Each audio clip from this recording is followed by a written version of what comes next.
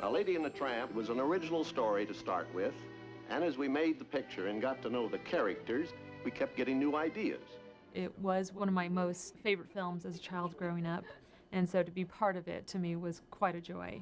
For me to personally have worked on a sequel to Lady and the Tramp is essentially a dream come true. It's always inspirational to work on a classic, so we really wanted to maintain and capture the characterizations that they did all those years ago. When I was actually working on the original Lady and the Tramp, I was a trainee. I really was grateful when Janine and Daryl asked me to work on Lady and the Tramp 2. The most wonderful thing about it was they weren't retelling the first story. My biggest challenge was maintaining the look of the original Lady and the Tramp. The original Lady and the Tramp was very inspirational, both to myself and all the artists. Lady and the Tramp is a very romantic picture. It inspires me. It's always a challenge to try and emulate that and to really match the quality that they achieved. I want to give you an idea of how we went about making Lady and the Tramp. Well, first we must find our stars. And being a dog picture, we naturally looked at a lot of dogs. But we finally decided that this little charmer was the perfect choice for Lady, and that this fellow was far and away our best bet to play the tramp. The one thing about Lady and the Tramp that I really love is the character design. The characters in the sequel were first designed, preliminary designs in America. Fashioned after the original feature for Lady and the Tramp, a very kind of 50s style. We used a lot of reference material from the original film. We went into archives and got a lot of animation scenes. To be flicking their artwork was just amazing, and we really tried to capture their style and the mannerisms in some of their character acting. There's absolutely a character that I connect with in Lady and the Tramp 2, and that's Scamp. Scamp is the son of Lady and the Tramp. Scamp is essentially the adolescent goof who wishes that he were cool and even sometimes imagines that he is, but he's just hopelessly nice. Pretty good pickings, huh? Scott Wolf is the voice of Scamp, and he was actually my first choice. It's great, Dad. The Junkyard Dogs have taught me all the tricks. I go wherever I want, do whatever I please. There's a real sincere quality about Scott that is perfect for the character design of Scamp. You know, he looks like a mutt, but he's a handsome little doggy. Yeah, right. Get over yourself, house pet. We've got Angel, who is a female lead in the story. She's feminine. The most important thing is to try and keep her looking very appealing. She's so sweet. She's got ponytail ears. But she's also a streetwise dog and a bit of a tomboy. Then you must know this move. Any street dog would.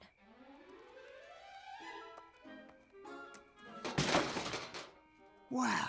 Alyssa Milano was the perfect choice. I guess this emotion would be the mischievous, eh? I love the three little girls, Colette, Annette, and Danielle, the prissy little sisters. Annette is almost a mixture of both of them. She would have an intellectual reaction. He brought this on himself. Danielle here has got kind of wild hair. She's a little bit crazy. Completely reactive. Serves him right. Colette she's kind of like the princess. And hers would just be how it affects her. Now we'll need another bath. I had an older brother who used to pick on me a lot, and I was that little prissy little sister, so can definitely identify with the girls. I bet he gets a slipper right across his great big fat... we really do miss him, Mom. The Junkyard Dogs are a good laugh. They all look up to Buster, I guess, more from fear than anything else. That's right, boys. Junkyard Dogs rule this town. And Buster rules the Junkyard Dogs. Buster's the villain, but he also has to be admirable. He's kind of a bit of a bull. He's like a cross between a Rottweiler and a Doberman. In terms of design, you start adding some angles to his face and his ears and his eyes and the way he holds himself. And you get a character who's sharp, beautiful, sleek, muscular, and has all those qualities that you're looking for. So, any of you other low-life mongrels think you're dog enough to take Buster on? Don't be afraid! Have no fear! Have no fear!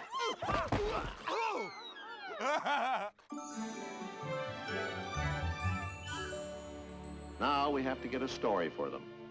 Now, at our studio, we don't write our stories. We draw them.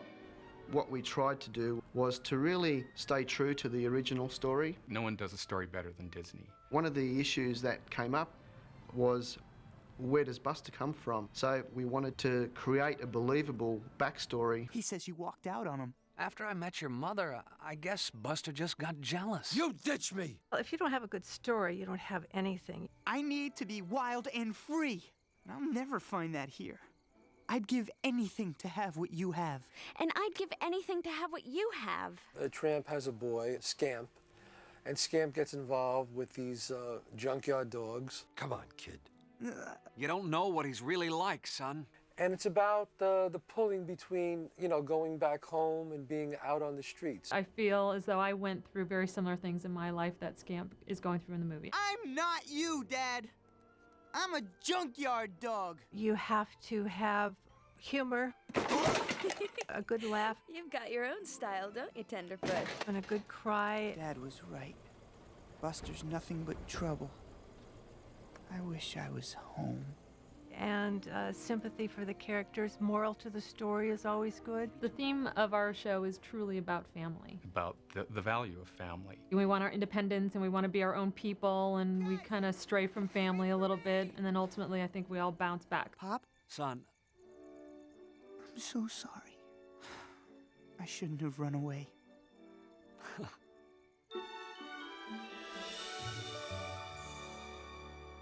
The next phase of putting it on film takes us to the director's unit. It is the director's job to coordinate all phases in the making of the picture. It's directed in both LA and Sydney at separate times. LA have got a certain role to do to prepare all the pre-production. It's their responsibility to really make sure the story's working and all the visuals are telling the story in the script. When a story gets locked in and a character's arc is really defined, then that character is alive for me at that point. And once they're really happy with where they've got the script, they start producing visual storyboards. And throughout the storyboarding process, I can imagine the movie in my head. We have character leads from Australia that come out here and work with us in the pre-production phase, and they help to take our characters from when they've been designed, and they start to give them the animatable life. I get the most joy out of seeing the characters come to life. This is Frank Thomas, one of our key animators. He's not just making faces in the mirror for fun. He's mouthing the words as he hears them. Then he sketches the position of his mouth so that the character he's drawing will appear to be saying the words. Well, let's see what we've got here now. By flipping these drawings, at the same time we play the record on the playback machine, we get a pretty fair idea of what we're going to see on the screen. I'll show you. What's a baby? So you see it in pencil test animation, and it's that one step further. It's getting closer and closer to what it is that I've always imagined it to be. It's so weird. How'd you do that? Talent. Let me try. All of a sudden, the character's jumping around and talking to another one. It's quite good. Yeah? You're weird. No, you're the weird one. Oh, yeah? Yeah.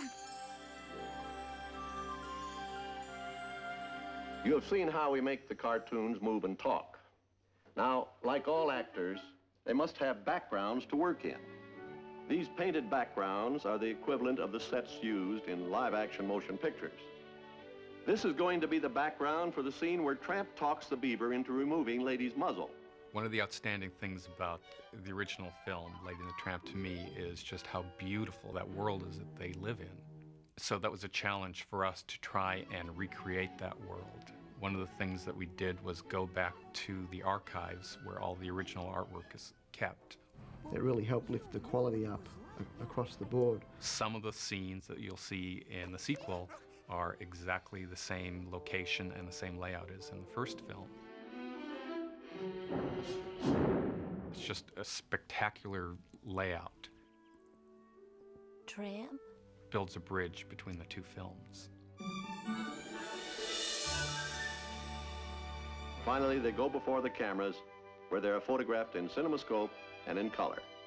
Because we have technology that didn't exist back in the 50s, we were able to recreate wallpaper patterns, rug patterns very simply. It's just an astounding thing to look at the original Lady and the Tramp, knowing that they didn't do that with a single computer. Nowadays, you know, computers play such a huge part in production, all the way from the digital editing through to compositing the scenes. There are tools for the animator to use, but it's still the basic animator that puts into that film what you see. The original film and the sequel do share some common elements. We do pay homage to the original in many different ways. One of my strongest memories as a kid from the original film is when Lady goes up the stairs and there's that stained glass window behind her. I can just feel the heat coming off that sunlit window. And so I knew that I wanted to stage a scene somewhere in this film to kind of nod to the scene that had such an impact on me. That was so magical to me in the first film, and now I have it in this one.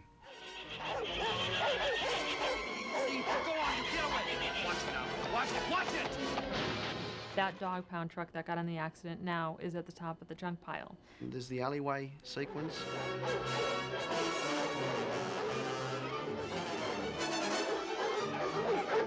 We actually reused that alley. Whoa, hey, slow down there, Whirlwind. I'm not going home. You can't make me. I know, easy.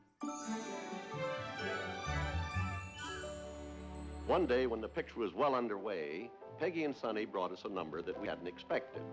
It was called He's a Tramp. What a dog. Music is always a very important thing in a Disney film, and in this film, one of the things that we wanted to do was remember that classic Disney sound. There's more now than just running free.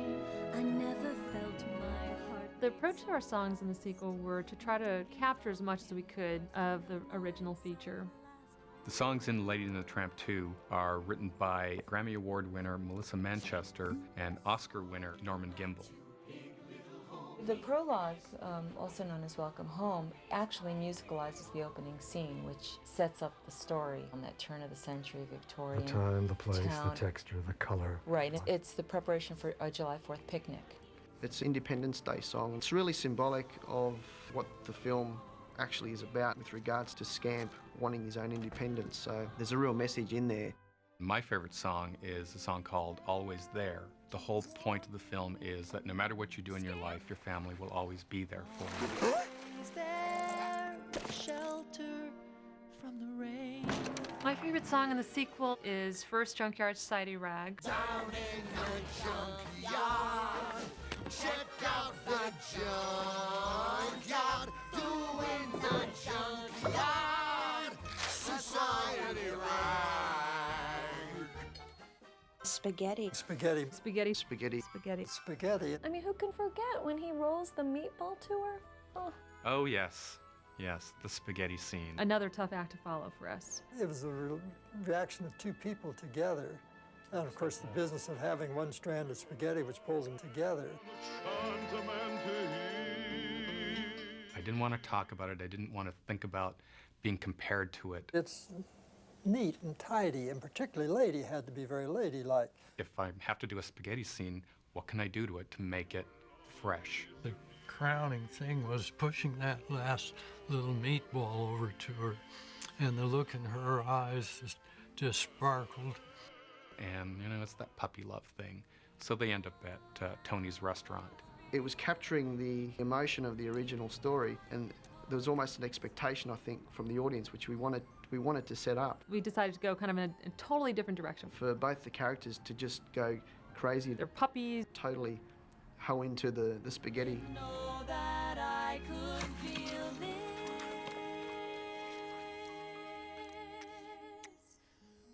The way to deal with the scene was to have fun with it. Now, Lady and the Tramp has really been a fun picture to make. I remember another picture as being fun to make. That was Dumbo. Now, Lady and the Tramp has that same quality. Lady and the Tramp 2 is like working on the first film. I get to visit those characters again. I get to have them interact in new ways. Your old man's got twice the speed and cunning as any dog half his age. Oh! and bring the next generation forward. Have I ever told you girls about the time I saved your father from certain death? And still keep the integrity of the first film. It's difficult to live up to a classic. To make it look as good and make the story as good, that's a challenge, but it was met.